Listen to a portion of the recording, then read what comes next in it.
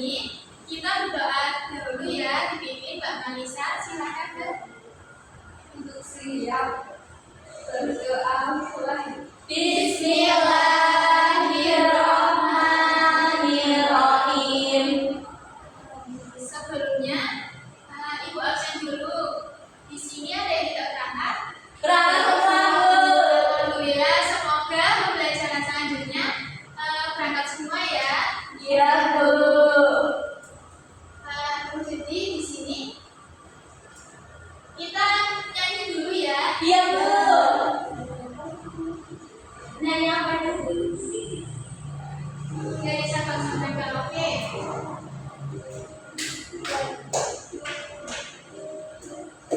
Dari Sabang sampai Merauke berjaya pulau-pulau, sambung menyambung menjadi satu. Itulah Indonesia.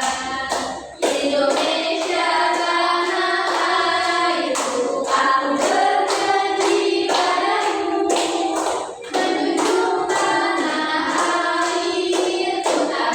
airku, Indonesia. Sudah pada semangat? Sudah, Guru. Kita tepuk semangat dulu ya anak-anak. Ya, Bu. Tepuk semangat. Semangat. Semangat. Ada yang sudah tahu hari ini kita mau belajar apa? Nggak tahu, belum tahu. Belum tahu. Hari ini kita mau belajar tentang teks narasi. Minggu lalu kan kita belajar tentang teks deskripsi. Nah, tujuan pembelajaran pada hari ini yang pertama itu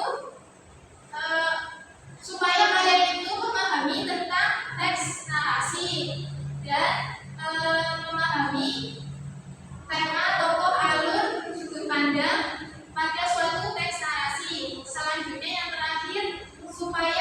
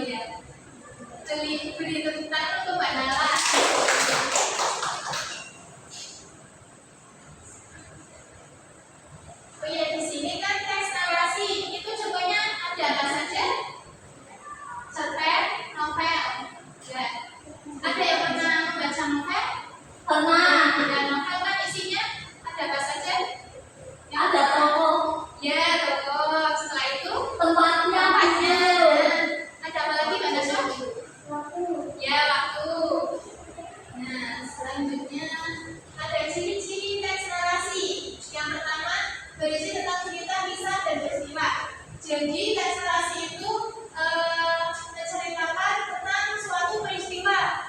Jadi misalkan bisa secara fiksi maupun non fiksi ya. Yang kedua memiliki alur yang jelas dari awal sampai akhir.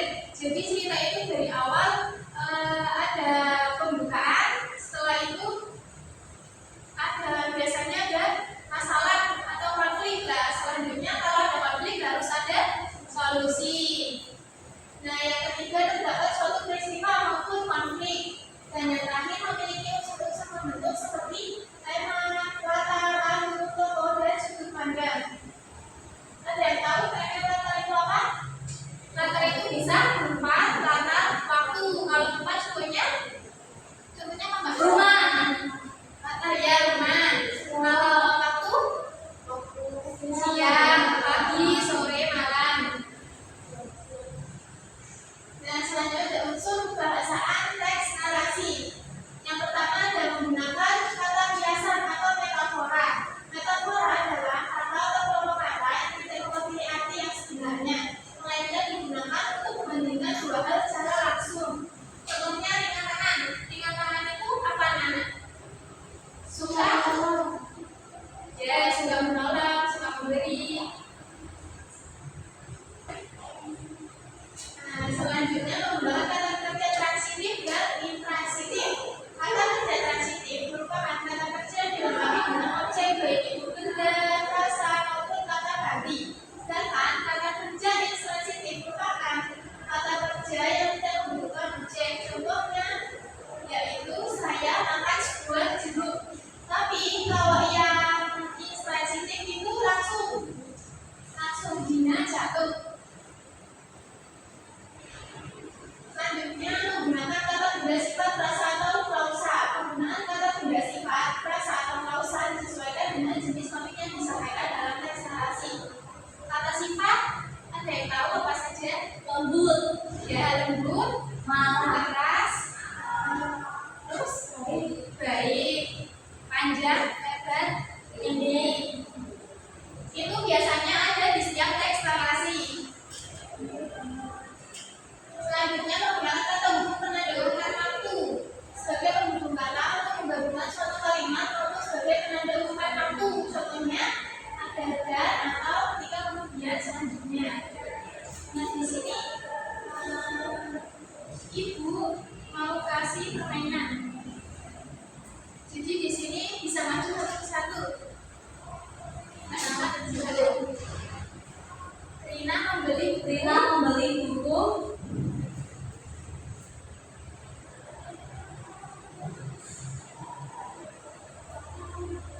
dan pensil di toko.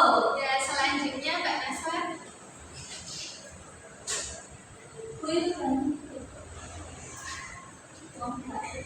Kamu mau teh?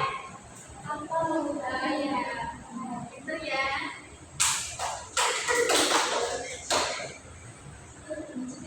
Silakan. Selanjutnya Silvina.